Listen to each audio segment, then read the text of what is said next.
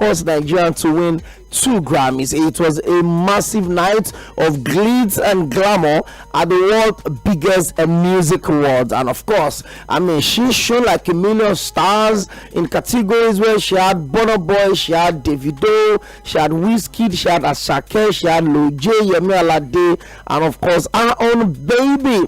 She's Tems, and she won that one, Best African Performance Song, and of course she won that with Love Me Jeje. By the way, Love Me Jeje is actually an interpolation of Sᴘᴏʀᴛs Love Me Jeje. Remember the song? I would play you the old version and the new version, but hey, let's celebrate, let's show Tems some love. She's a winner, one winner, ladies and gentlemen. You just have to factor in the fact that she's not even been on the scene for up to, I think, 5 years now. Yeah, I mean, she has won 2 Grammy Awards. I'm sure Jay is listening, because yesterday when I was earlier visibility, and Jay said if he would have to introduce himself, I disagree with that, and it was a lesson. I think we continued that argument 2 weeks after when that same topic came up, and I told him, I said, hey, Tems can walk into a place of 100 people and Tems will disappear. Exactly. She will be consumed. You won't even know that there are like 1,000,000,001 people with. But Davido comes into a place and everybody knows there's a video in the house. But the girl, of course, if you look at how big Tems is, Tems' breakthrough song was actually Essence. Essence, exactly. Right? And I state a lot of times that the reason that song was a Grammy winner was because Tems was on that one. I really don't believe you can't take anything away from Tems. She's amazing. She writes songs for global stars, and of course we're celebrating her. She's won this one and she's done it in a very grand style. Well, ladies and gentlemen, talking about grand style, it was a bad outing for Nigerian star Ben.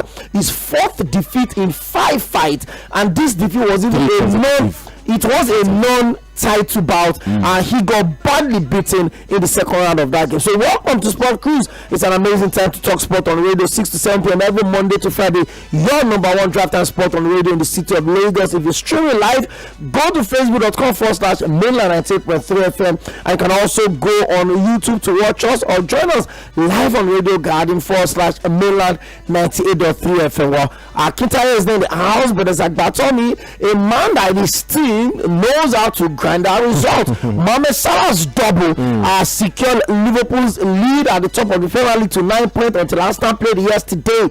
I will talk about all of that also on the show today. Once again, you're welcome. Agbatomi, what a weekend it was. It was a very, very interesting week, to be honest. Talking about all sports in Europe, we had the NBA regular season as well. We played on Saturday as well as on Sunday. We also had the MMA match that was Israel Adesanya being knocked out, being defeated. Maybe not even defeated, being was beaten. I think that's the perfect word. Not even defeated. Defeated is trying to sugarcoat it. But apart from that as well, I think the sport everyone a lot of people love, which is football, delivered. We had some big games that were played over the course of the weekend. We had the Milan derby that was played yesterday, where Stefan De Vrij had to score the equalizer for Inter Milan. That one. I enjoyed it. It was pretty cagey, very cagey affair. And I also feel like both teams has also matched themselves. Energy for energy. And apart from that as well, Manchester City. Lisandro Martinez is a beast. Come on, I think we should leave it. He's one of the most underrated players in the world. He's not the most underrated, despite winning the Copa America, winning the World Cup. Everything. Yes, highest goal scorer. The only thing he's yet to win is just UEFA Champions League, and a lot of people don't really know how good he mentions him. Exactly, nobody mentions him. I mean, at the last Ballon d'Or, despite winning, a lot of people say that for you to win the Ballon d'Or, must maybe win a trophy for your national team, as well as also the the league as well for your football club. He won the Italian Serie A. He also won the Copa America. He wasn't even given a mention at the Ballon d'Or. But apart from that as well, Martinez, you can't take anything away from him. He's a fantastic footballer. On his day, he can be a world beater at any point in time, and I just feel like he has also grown beyond Inter Milan. But you also take a look at the other clubs as well in Europe. Where exactly could he fit in? If he goes to maybe a setting, maybe Chelsea, where exactly will happen? If he goes to Manchester United, where exactly will happen? You also take a look at the Spanish La Liga as well, Barcelona, Real Madrid. It just looks like, I'm really not sure he's also going to be commanding a huge transfer fee as regards that. But I really believe that if Lautaro Martinez moves to one of these big clubs, then it's going to be a starter in any of these big clubs. You can pick one anywhere, any day. He's a sure banker, a serial winner, and he sure knows how to get the job done. But just like Agbatomi said, I think Martinez is one of the most underrated football players in the entire world right now. Well, I will talk about all of that on the show today. Like I said, I will also take you through some transfer stories. I will look at Rashford, how much an icon was he when he was at Manchester United, and just like everyone is saying, was he actually a fallen hero at the club, or is just a victim of some politics or power play at the top level? It looks like the journey of Ruben Amorim had not exactly given them the result they wanted. Exactly. They've lost at home again yesterday against Crystal Palace, making it difficult for them to define how their season has been. They've gone back to 13th position, and it looks like that is where they are crossed. Well, for Crystal Palace, they seems to be the team that knows how to win away from home. Well, they did it in the Grand Star, 4 wins in the last 6 away games, and they are really shooting now. Well, Mateta got the 2 goals for them at Old Trafford against Manchester United. Let's play on a quick musical break. I will play you the old version of the song that gave Thames a second Grammys, and I'll also play you the new version of Thames. The first is going to be Love Me Jeje by Sᴘᴏʀᴛ. Massive video. At the days of AIT, it was a massive. By the way, the vixen in that video is one of the most celebrated Nollywood superstars that are right now. Wow. Shafi Bello. Go check it. She was the vixen for Sᴘᴏʀᴛ in Love Me Jeje. Take this first one from Sᴘᴏᴛ Love Me Jeje, and then the next one is going to be Thames version of Love Me Jeje. We're celebrating a winner, 2 times Grammy Award. Exactly. I mean, it's a big deal, right? She's bigger than Whiskey at the moment. Oh.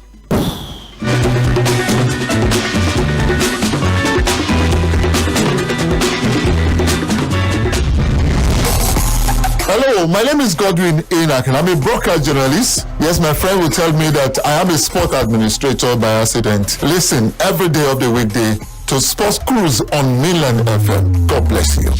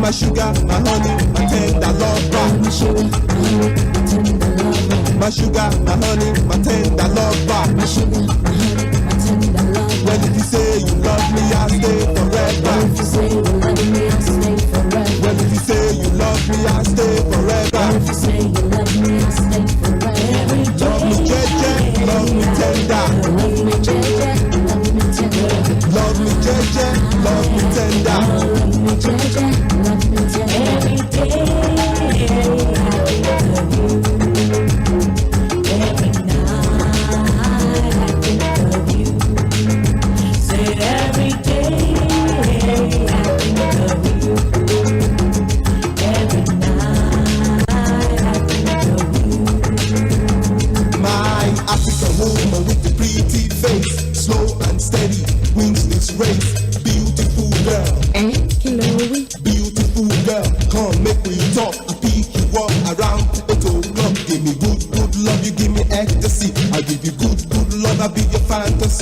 I love the way you walk, I no go lie. I love the way you dance, I no go lie. And me, I share never. Temperature rising, you give me fever. New York, Lagos. Tell me when to say love me, Ginger. 1, 2, 1, 2, 3, go. Yeah. I need your loving, so fresh, so clean. Love me in and out, unfailingly, and I'll be down now. Anytime you call me, I'll be down, because I love and I love and I love and I love you only, because I need and I need and I need and I need you more. Yeah, you know I run and I run and I run and I run, fly with you, fly in the sky in the night, hold me in your arms and your love and your light. I'm on your wave right now. I'm on your wave right now. Yeah. I'm on your vibe now. You got me on your side now. Yeah. I'm on your wave right now. Yeah. If not you, then I don't wanna know. I don't want no story. Day and night is unconditional. Got me living softly. Yeah, yeah. Love me judge, love me tender. You know you love turn me up like never. Anything you want and I'ma do whatever. Because I love and I love and I love and I love you only. Because I need and I need and I need and I need you more. Yeah, you know I run and I run and I run and I run. Fly in the sky in the night. Hold me in your arms and your love and your life. I'm on your wave right now. I'm on your wave right now. Yeah. I'm on your vibe now. You got me on your side now. Yes, I'm on your wave right now. Yeah, yeah, yeah. Said love me judge, love me tender. Love me judge, love me tender. Love me judge, love me tender. Love me judge, love me tender. You my sugar, my honey, my tender lover. You my sugar, my honey, my tender lover. You are my sugar, my honey, my tender lover.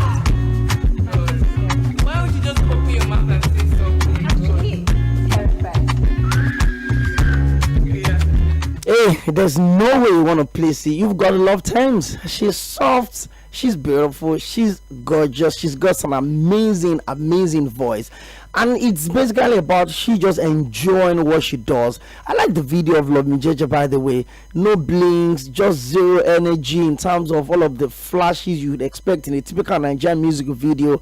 And there's been a lot of criticism of, oh, how did she win it? Is she bigger than Whiskey? I just looked at Ały̥ and I feel like putting up his mind permanently till this show ends. I mean, there are some of these things that I have to look at and just argue. The talent is there, you can't deny it. But hey, I'm sure the global market understand what they look for at every single time in every single category. There was a time where the song that got Burna Boy's nomination was actually an interpolation from Angelica Kidjo, and both of them were in the same category. So Angelica Kidjo automatically wins it because you used my song, a part of my song, exactly, to get a nomination. So there's no way you can be better than me in that category. And of course, when he became a big deal, when African Giant was launched, Burna Boy won it. So I think for me, it's basically about what the people are looking for, and they got it. Now, shout out to Thames. When I say Thames is bigger and better than Whiskey, you said why? Now, commenting blasphemy. How many Grammys does Whiskey have? Don't say that. He has just one. That's heresy. Thames has two. My word. Yes. Let's not turn this this guy. Okay, let's get straight up into the sports show. Like I said, the sport goes live on Milan 98.3 FM. I just have to spend that quality time to celebrate Thames Grammy. I mean, it's the second for her, and it looks like it's just the start of a whole lot. I saw a lot of winners yesterday. Big shout out also to Beyonce. After her first nomination 25 years ago, she finally won Album of the Year. That is the only category that had eluded her, but she finally won it. But I think my biggest winner for the night had to be Kendrick Lamar. Oh boy, Kendrick Lamar had been on a Rolls Royce level since after COVID. He's been dropping joy joint upon joint, and he won again yesterday. So a big shout out to all of the winners, and for every Nigeria got nominated, Asake, Loje, Whiskey, Bono Boy. Hey, big shout out to you guys. The fact that you got nominated, it's a big deal, man. It is a big deal. So now you will not say anything again on this topic. Let's run you through some of the result of games that were decided over the weekend across. But we're going to start from Saturday. Like I said, Remo Stars defeated Sunshine Stars by 2 goals to 1 at the Kenneth Stadium. The reverse home of shootings of Sunshine Stars. No, they're actually playing at the Otumba Dipo Dinner Stadium and Jebode. Yes, that is the adopted home because of the innovation going on at the Sunshine Stars. They have to play this at the Kenneth Stadium. They have to also play the game at the Kenneth again. So it was just playing at the it's just like what happened between AC Milan and Inter Milan. Nobody stays home, nobody stays at the Sᴘᴏ at the Giuseppe Stadium. But on in the Premier League, Nottingham Forest 7-0 against Brighton. Brighton were brightened. Massive result, by the way. And for Bournemouth, they lost out for this game. They had scored 9 goals. 9 goals. 5 against Nottingham Forest, 5 Newcastle 4. Exactly. So I mean, it was a game a lot of people thought could go either way. Yeah, it's a potential banana. We thought Bournemouth could win it. Could win that one. And they had the chance to. By the way, at the Vitality Stadium, which is Bournemouth's home stadium, they defeated Arsenal. Beating Arsenal, they beat Manchester United, Manchester City, exactly. Tottenham Hotspur, Brighton as well. So at the Vitality Stadium, everyone knows that stadium can be rock. But there was some controversy on it, though. The penalty that was awarded, and then Justin Kluivert's miss as well. He should have scored that goal. But of course, it took the mastery. Sometimes your team does not necessarily have to play well, but when you've got quality, it shines for this season. highest goal scorer in the history of the Premier League. Yes, I just hope continues that beyond this season. For David Moyes, well, the revival continues.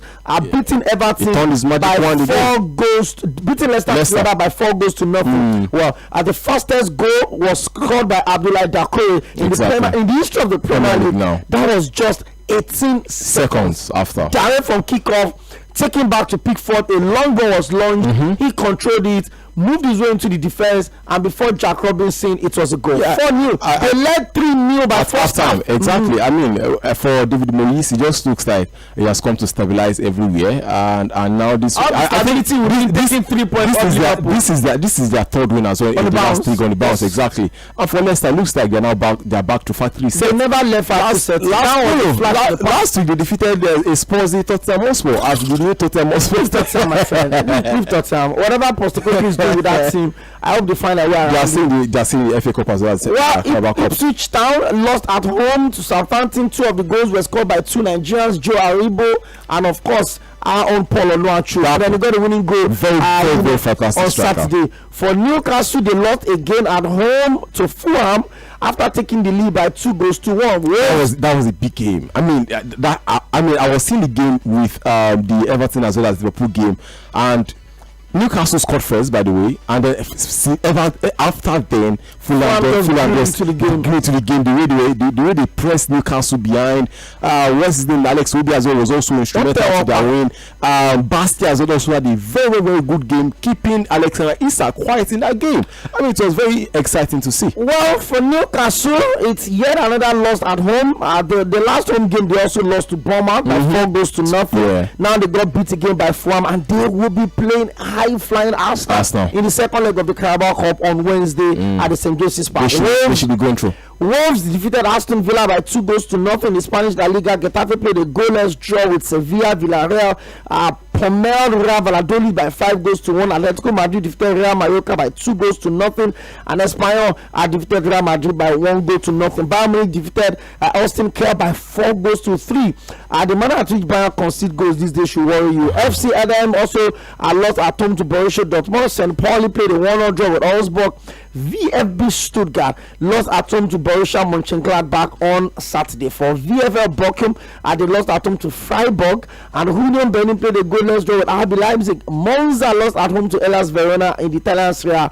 Udinese won Venezia by 3 goals to 2. Atalanta Torino, and that game ended in a 1-1 draw, and Bologna and Como 1907 ended in 2-0 victory for Bologna. In the French Ligue 1, Brest lost at home to Paris Saint-Germain. They were badly exposed, 5-2. And it's also going to be the repeat of should I say it's a test or pre-game to the main one, which is the playoffs of the UEFA Champions League. I'm not even sure there's going to be anything to worry about, by the way. But let's see how it goes. Both of them have been squared up in the playoffs. Actually, AS Monaco versus AJ Osreal from Ajax. A lot of people didn't see that coming. Exactly. By the way, in the Nigerian Premier Football League on Sunday, early kickoff, Kano Pillars at the Sᴘᴏ Abacha Stadium, newly renovated Sᴘᴏ Abacha Stadium, played a great 3 games ultimatum. And in those 3 games, they've got the Ikorodu City, they've got Remo Stars, and they've got Elkanemi Warriors of Maiduguri. Those are winnable games. Is as good as it's gone. I'm sure the media officer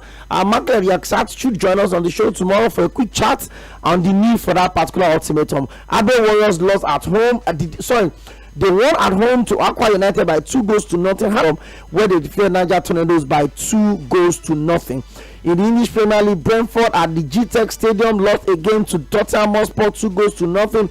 Manchester United, the downward spiral continues after they lost at home again against Crystal Palace by 2-0. Arsenal, Manchester City, 5-star performance. Arsenal won that game by 5-1. We're going to come back and analyze that game.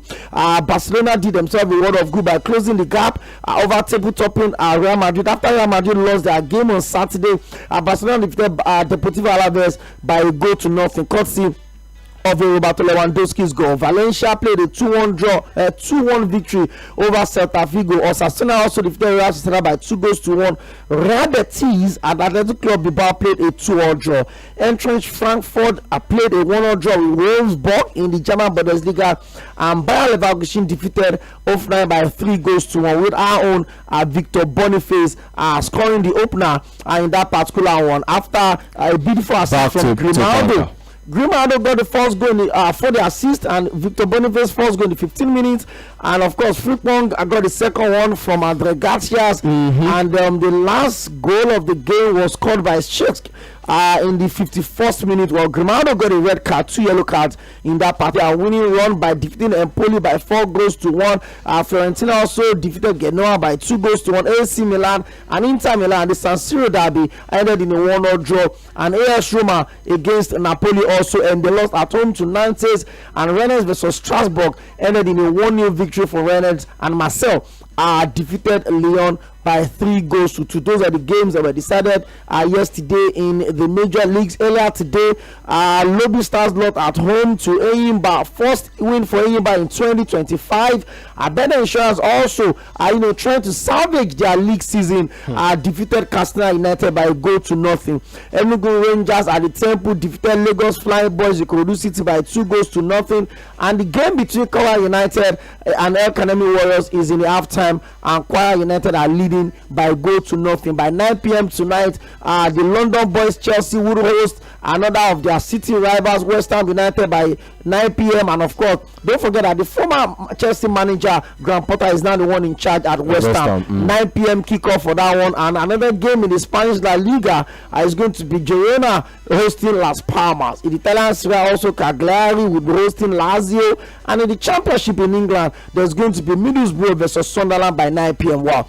Our own Kelechi Iheanacho would complete his loan move to Middlesbrough from Sevilla before the game kicks off tonight. His time at Sevilla has not been as successful as he would expect. I mean, it was very, very disappointing that the fans of Sevilla turned on him. Decided to boo him, which I think was really not necessary. I mean, the fact that a player is not able to settle in with his surroundings does not mean you as a fan should not start booing. No, I mean, I'm not saying it's a good thing, but bro, I mean, you expect from players, and if they don't turn up, you can turn it up on them.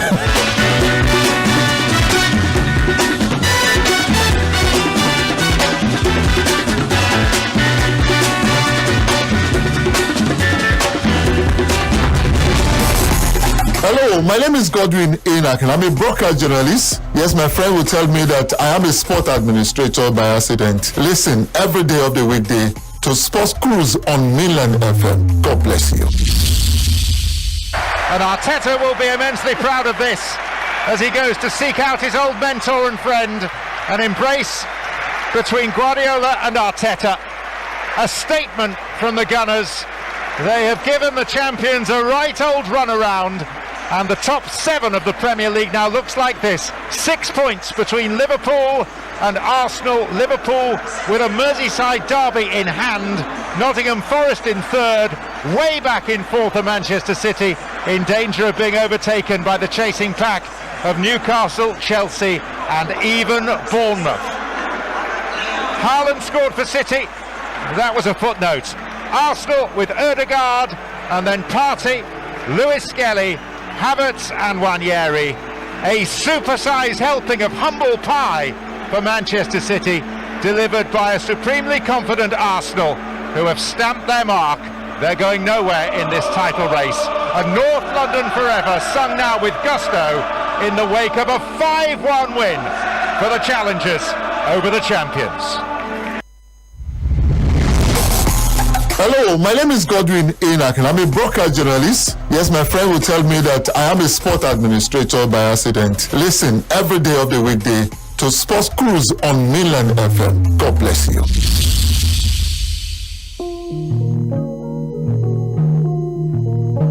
Thank you very much. Welcome back to Sports Cruise live from Mainland 98.3 FM. What a weekend it was. What a response from Arsenal.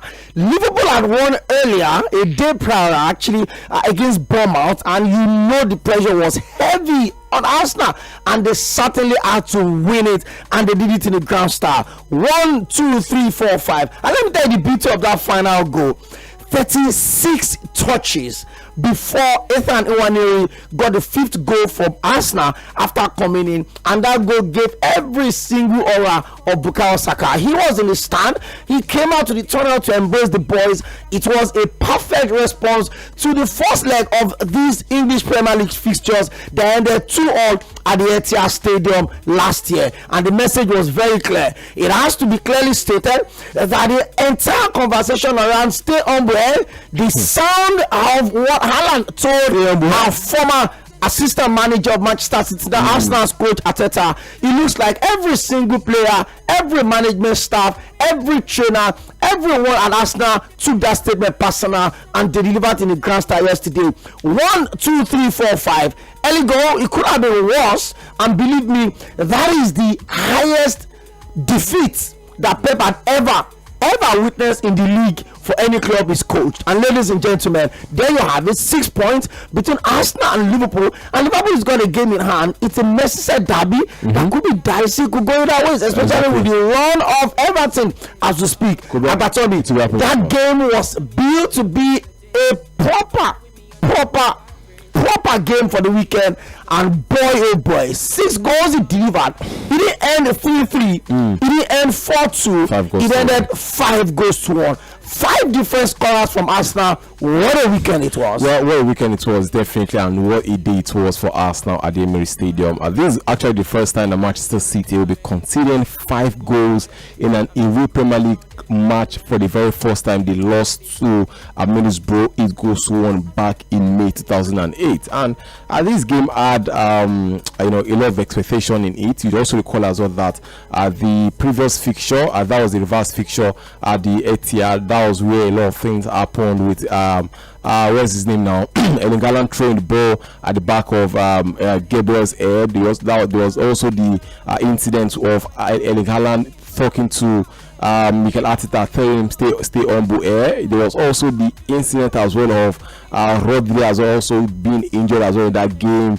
The late equalizer as well by John Stones in that one. And then maybe one thing a lot of people has already know was that Erling Haaland as well also spoke to what's his name now, Lewis Kelly. That was even before he even made his Premier League debut, and then asking him that where are you, man? Exactly, where exactly are you? And I mean that was even before he even got his Premier League debut, and it was so So in that game, before Martin Skelly came on, he was yellow carded on the bench. On the bench, exactly. I don't know what he said. He had not even made his Premier League debut at all. I don't know what he said to the match official, and then the center referee came up and gave him a yellow card while he was sitting on the bench. While he was prepared to come on, exactly. And then he came into that game for his Premier League debut, and then Arsenal tried their best to hold on, and John Stone nicked it at almost about the last kick of the game, 95th minute. After Arsenal played the entire second half with a man down. And when the ball went into the back of the net, and then Haaland as well picked up the ball and threw it at the back of Gabriel. And then after the match, tensions boiled up, and then Haaland had to tap Mikel Arteta and say, stay humble, man. Exactly. And guess what? Everywhere in the stadium yesterday, in fact, the cardboard. I saw cardboard. After the game, when the entire celebration was going on, the guys in charge of the music at the Emirates Stadium decided to play Be Humble by guess who? Grammy award winning superstar. Hey, I just watched that and I'm like, okay.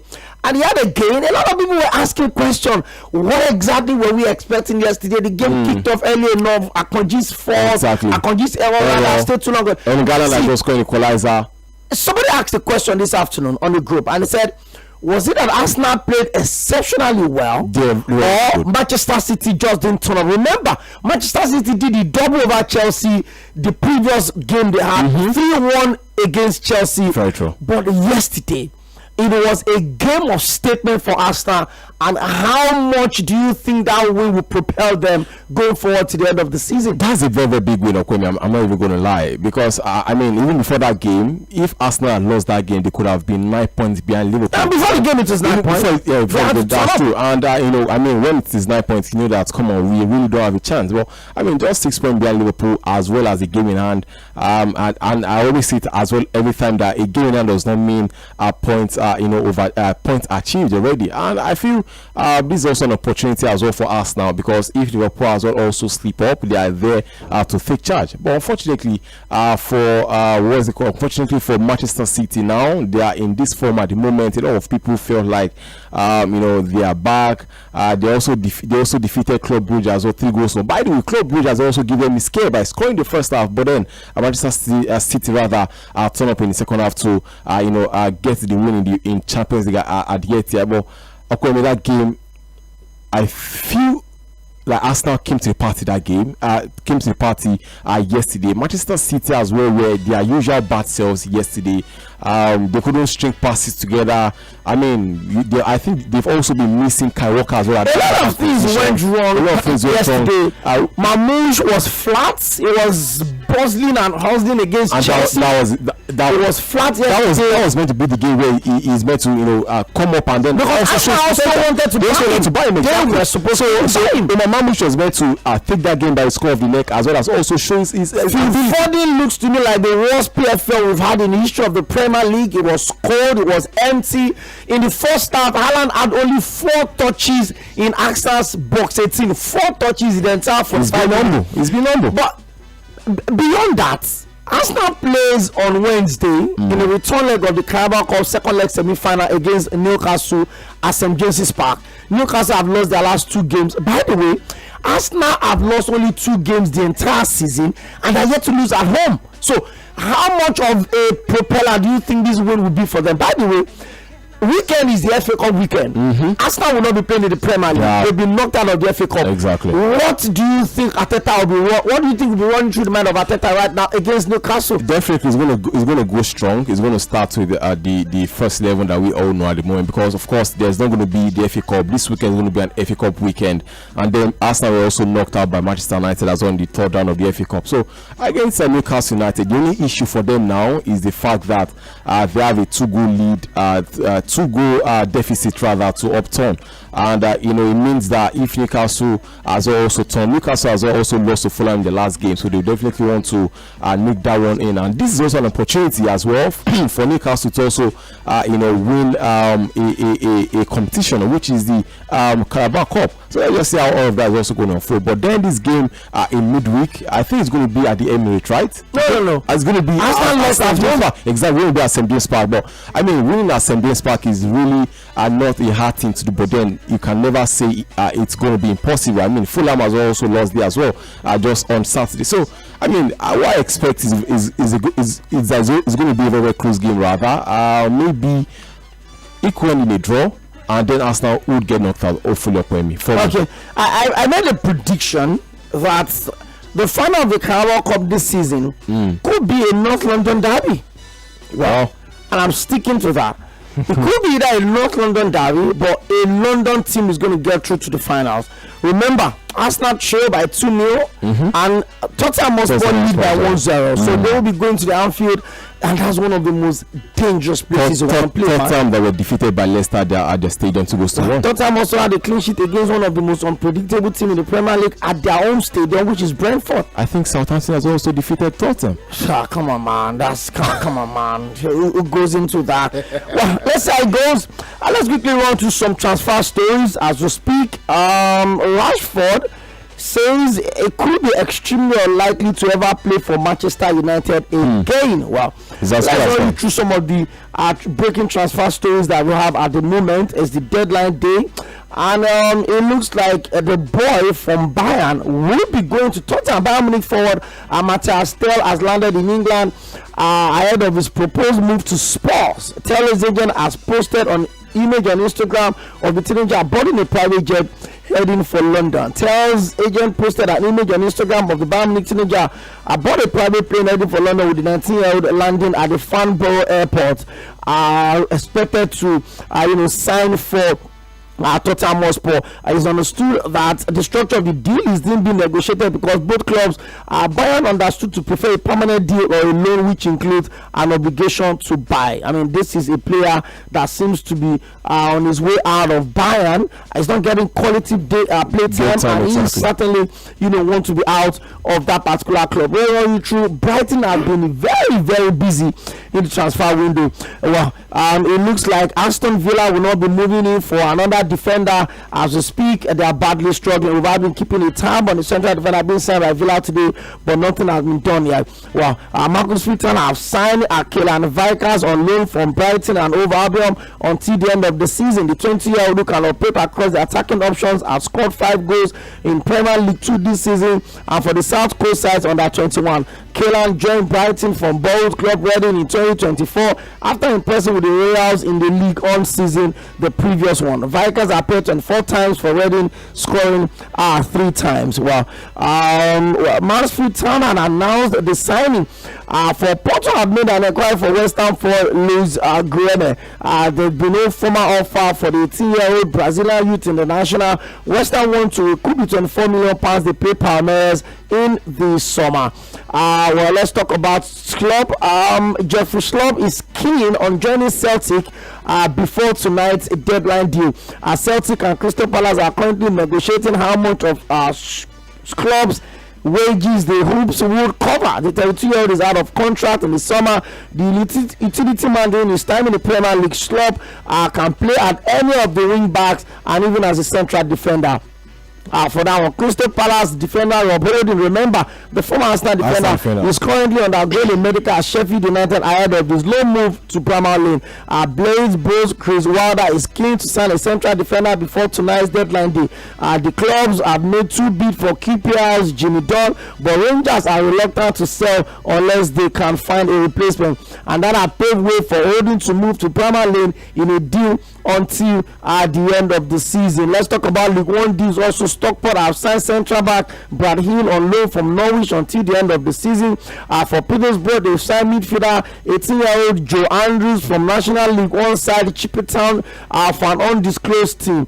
Undisclosed fielder Cambridge have also signed goalkeeper from Manchester United Nathan Bishop on loan from Sunderland until the end of the season. Birmingham have exercised an option to sign Bristol City loaning Taylor Gardner-Hickman permanently in the summer. The midfielder will remain at the club until the summer of 2024. Bristol Rovers have signed defender Sᴘᴏʀᴛs on loan from Aston Villa until the end of the season. Chelsea forward David Fofana has been recalled from his loan spell at Göztepe Sporting Club. Fofana joined the Turkish Super League side in September and had made 9 appearances for the club. The 22-year-old scored twice, a stoppage time winner against Sivasspor and in the 4-2 away win at Pekishtar. for his club side.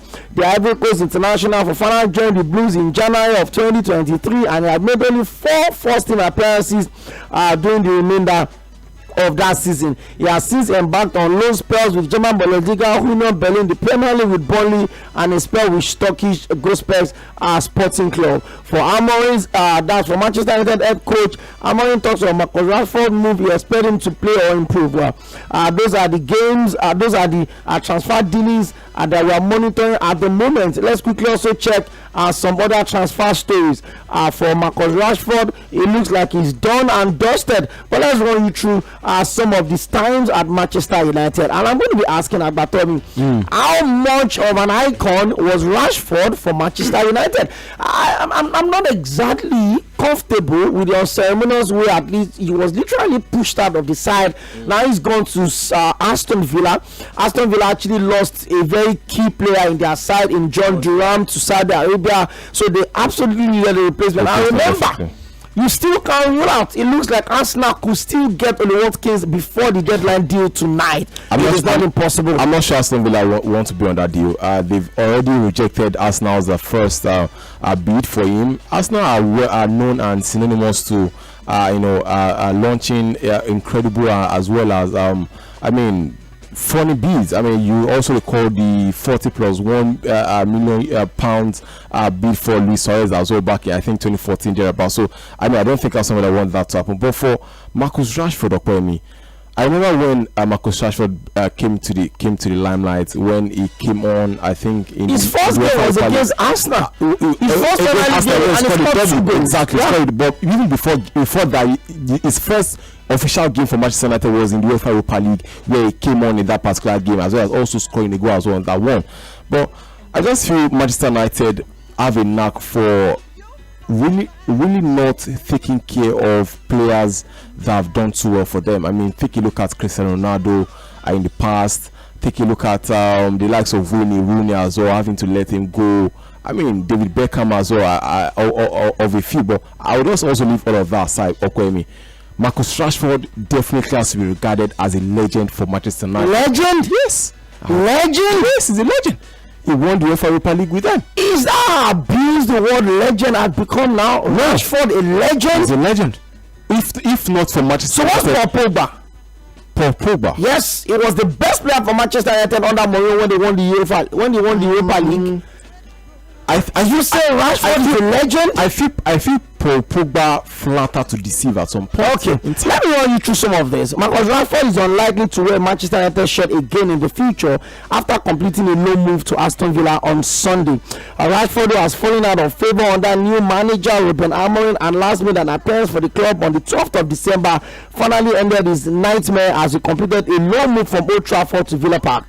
Aston Villa have agreed to sign the forward on a short-term deal, but they have the option to buy him for an outright £40 million. Which is equivalent of $49 million. It's been reported that while Rashford's present move is temporarily, it is highly unlikely that the player will ever return to Red Devils and play another match for the club. The England international's current contract runs until 2018, but the player is expected to move out of the second loan spell next summer if the Williams refuse to buy him permanently.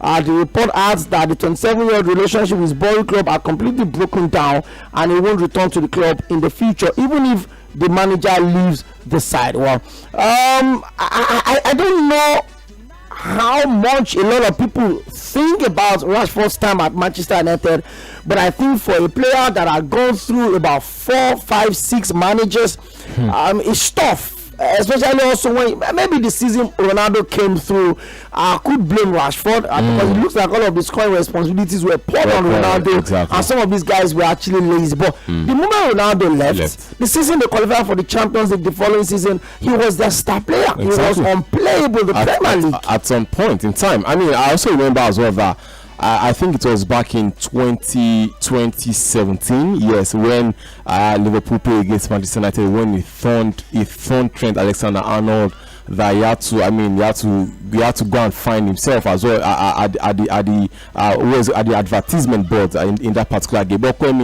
apart from that, moving to Aston Villa, a lot of people have mentioned that also it belongs to a category of people who believe it's neither a step down nor a step up, but then a step in the right direction. And now the reason is this, because now at the moment Aston Villa as well, just like you already know, they've now sold John Duran to Al Nassr, so they obviously need a replacement, just like what you mentioned. And there's also a certain Oli Watkins as well, who I feel needs some form of competition. I mean, when there was no John Duran at Aston Villa, Watkins at some point in time during the season, he could go on good drought of not scoring for like 5, 6, 7 games. But when John Duran came, he knew that he had to, turn up and then score the goals. And I think that's what Marcus Rashford is here to do. I mean, look at Marcus Rashford, look at his hair. It looks like he's been going through a whole lot of things, being made to train.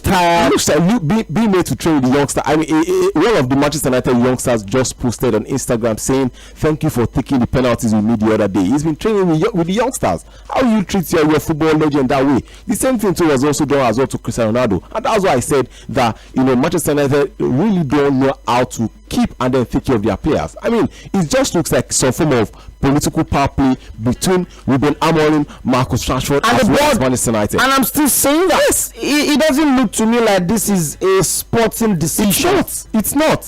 Well, there's another journeyman that is on the move for 5 million euros. Alvaro Morata had joined Galatasaray, so he's going to be fire up front alongside our own superstar, talking about Victor Osimhen. Yeah, exactly. There was a blasphemous comparison over the weekend.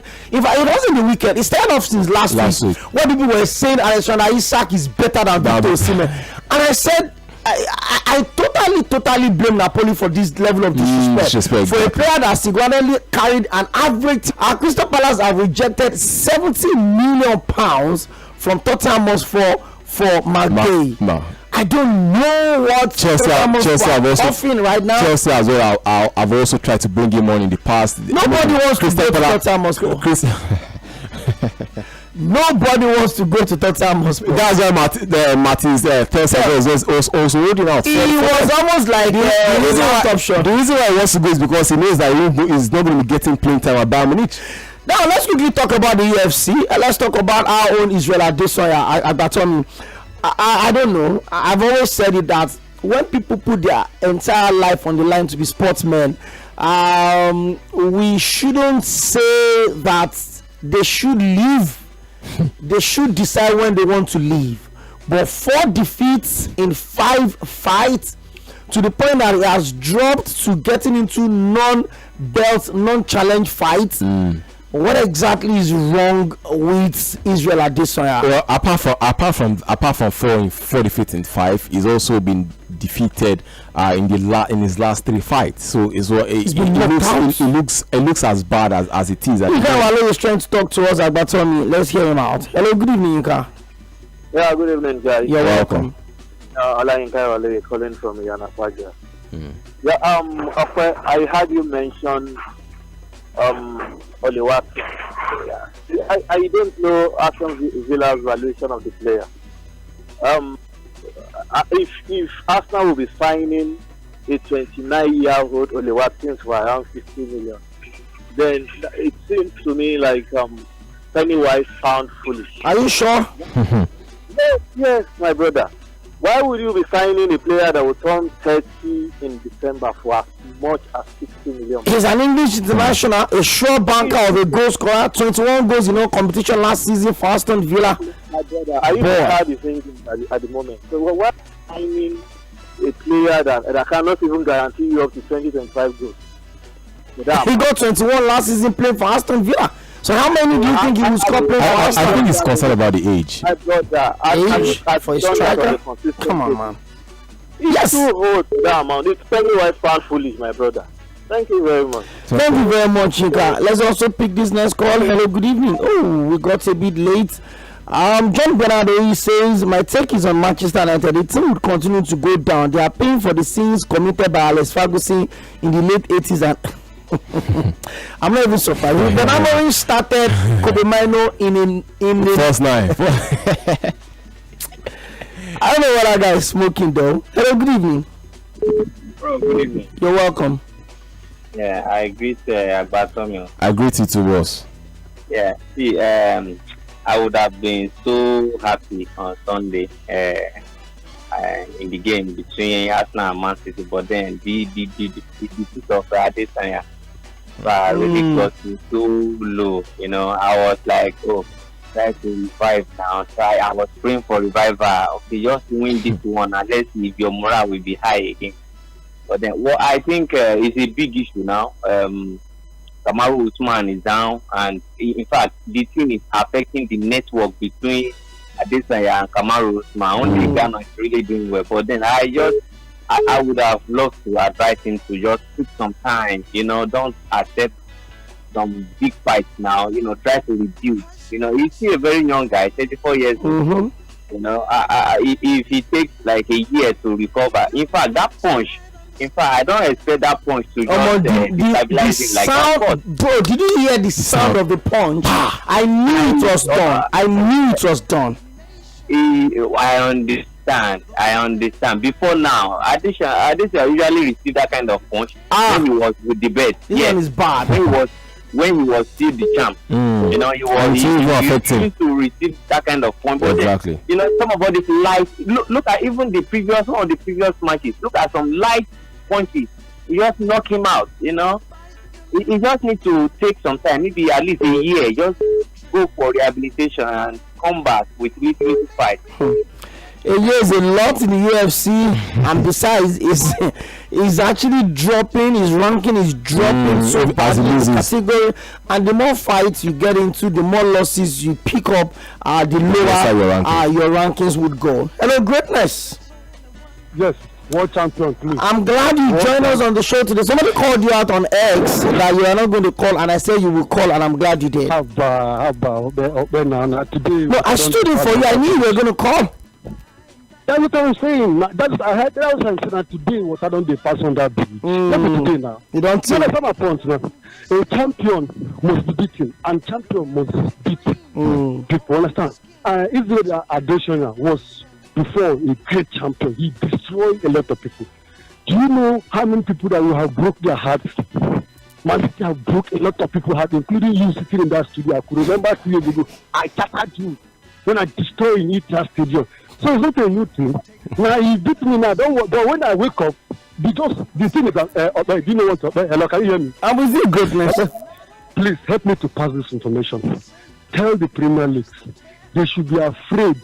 They should be afraid when the dry bone will rise. Goodness, my guy. Thank you very much. Well, some form of bad news for Manchester United fans. Lisandro Martinez has torn his ACL, and he will be out for the rest of the season. It's a bad timing, and Manchester United cannot go to the transfer window to get in the defender right now. He has gone to the abattoir for some form of holiday. That's where Butcher has go have a nice time. That's not kind, but of course, big shout out to everyone that made it a success today at Batomi. Thank you for coming through. Always a pleasure. And of course, this program continues tomorrow, same time, same station, 6 to 7 p.m. on Milan 98.3 FM. My name is Ogbeni. Aᴅᴇᴛ, they call me the host with the most. Next up by 7 p.m. is Live is Good with Cordelia Okpa. And of course, you have to keep your dialogue only on Milan 98.3 FM. I still leave you in the hands